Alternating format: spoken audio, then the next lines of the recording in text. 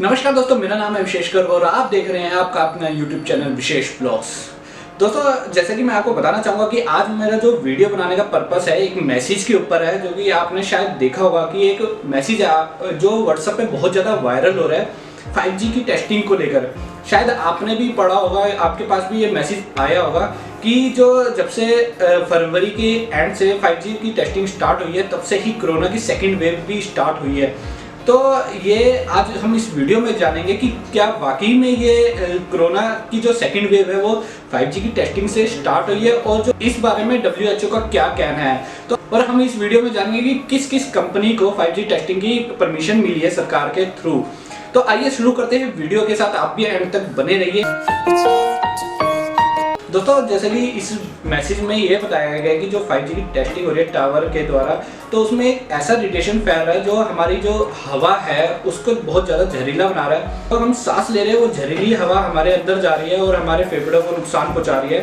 तो इस मैसेज के थ्रू कोरोना को भी कनेक्ट किया गया है कि कोरोना की वेव नहीं है, ये 5G की टेस्टिंग की वजह से ही हमारे देश में ये समस्याएं उत्पन्न हुई है कि लोगों को ऑक्सीजन नहीं मिल रही है और सांस लेने में दिक्कत हो रही है, जिस कारण बहुत से लोग मर रहे हैं। इसमें ये भी बात बताई जा रही है कि 5G की टेस्टिंग की द्वारा जो रेडिएशन फैल रहा है उससे इंसान को प्यास और गला सूख रहा है, और साथ में नाक में पपड़ी जम रही है और कभी कभी ब्लड आने की भी दिक्कत हो रही है। अब मैं आपको बताना चाहूँगा कि अभी हम 4G यूज़ कर रहे हैं, तो जब 5G की टेस्टिंग पूरी हो जाएगी तो हमारे देश में 5G भी लॉन्च हो जाएगा। तो जैसे कि WHO ने कहा है अपनी वेबसाइट्स में, उसमें ये प्रूफ दिया गया है कि कोई ऐसा अभी तक प्रूफ नहीं आया, कोई भी ऐसा प्रमाण नहीं आया कि 5G की टेस्टिंग की वजह से लोगों की जान जा रही है, कि एक नेटवर्क के थ्रू एक ऐसा रेडिएशन फैल रहा है जो हमारी हवा को जहरीला कर रहा है। ऐसा कोई भी प्रूफ हमारे सामने नहीं आया, और ये खुद WHO की वेबसाइट पर लिखा हुआ है। तो इसमें एक ये भी बात बताई गई है कि ये जो कोरोना है वो एक वायरस है, वो नेटवर्क के थ्रू नहीं फैल सकता, वो सिर्फ एक हम उस नेटवर्क के थ्रू अपना रेडियो या मोबाइल सिस्टम ही चला सकते हैं, और ये वायरस इस नेटवर्क के थ्रू नहीं फैल सकता। WHO ने ये भी कहा है कि हमारे भारत के सिवा और भी ऐसे देश हैं जहां बहुत ज़्यादा कोरोना की सेकेंड वेव अपना भयंकर रूप ले चुकी है, और वहां पे 5G की टेस्टिंग स्टार्ट भी नहीं हुई है। तो एक तरह से WHO ये कहना चाहता है कि 5G की टेस्टिंग से कोरोना वायरस का कोई लिंक नहीं है, उसके थ्रू वायरस नहीं फैल सकता। तो ये साबित होता है कि 5G टेस्टिंग की वजह से कोरोना नहीं फैल रहा है। तो अब आते हैं दूसरी बात पर। आपने मूवी देखी होगी रोबोट 2.0, जिसमें अक्षय कुमार था, रजनीकांत था, और जो अक्षय कुमार है वो एक पक्षी राजा बने हुए थे। उस मूवी में ये बताया गया है कि जो रेडिएशन है टावर के थ्रू, जो रेडिएशन फैल रहा है उससे बर्ड्स मर रहे हैं, और ये रेडिएशन बहुत ज़्यादा खतरनाक है। इस वजह से ये साइंटिस्टों के बीच बहुत ज़्यादा उलझा हुआ मुद्दा बन चुका है कि क्या वाकई में रेडिएशन के थ्रू इंसानों की भी मौत हो सकती है। लेकिन अभी तक कोई ऐसा प्रूफ नहीं आया है कि रेडिएशन के थ्रू कोई भी बर्ड्स मर रहे हैं।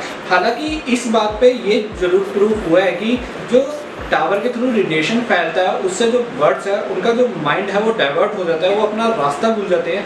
कई बार आपने देखा होगा कि जो बर्ड्स हैं वो सुबह निकलते हैं और शाम तक अपने घर नहीं पहुंच पाते हैं, क्योंकि जो टावर के पास जितने भी पक्षी के अपने घोंसले होते हैं वो उन तक नहीं पहुंच पाते, कि जो उनका माइंड है वो टावर के रेडिएशन की वजह से डाइवर्ट हो जाता है।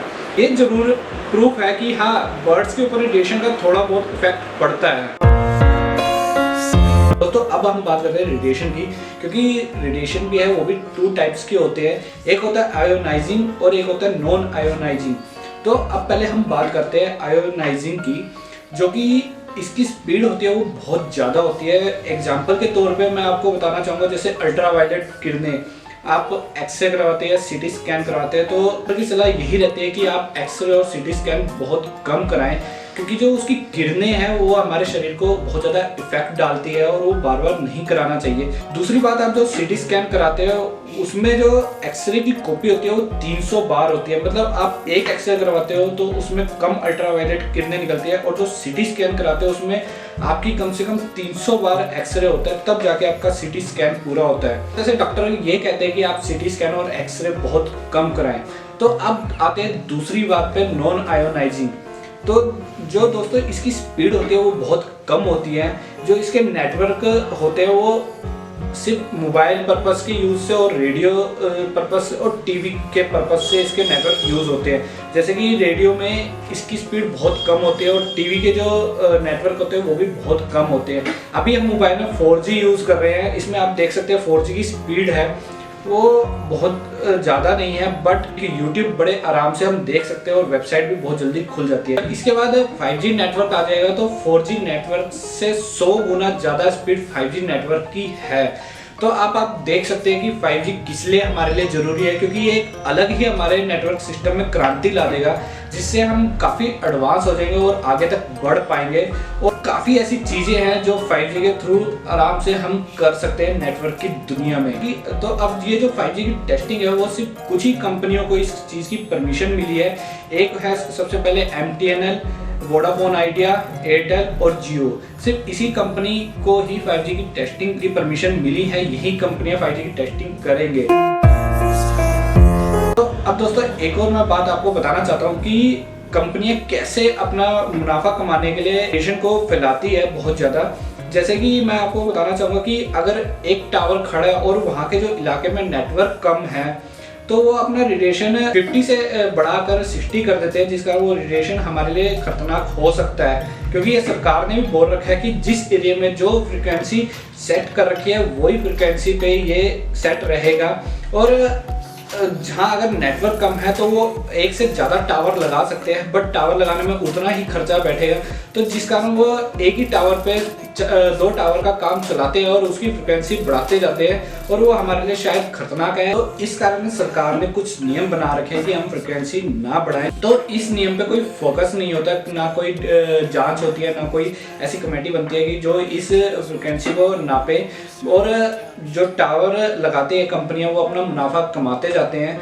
सरकार को ये जरूर करना चाहिए, अगर वो फ्रिक्वेंसी बढ़ा रहे हैं तो उनका जरूर पता लगाएं और ताकि रेडिएशन ज़्यादा ना फैले और इसके ऊपर पूरी जांच हो। दोस्तों अब ये वीडियो में जो मैंने आपको बातें बताई हैं तो इसके थ्रू यही लगता है कि मैसेज फैल रहा है, वायरल हो रहा है, ये 5G नेटवर्क के थ्रू कोरोना फैल रहा है, ये पूरी तरह से फेक है। और एक तरह से पूरा प्रूफ भी दे दिया है WHO ने भी कि ये वायरल मैसेज बिल्कुल फेक है, इसकी कोई भी बात प्रूफ अभी तक नहीं हुई है।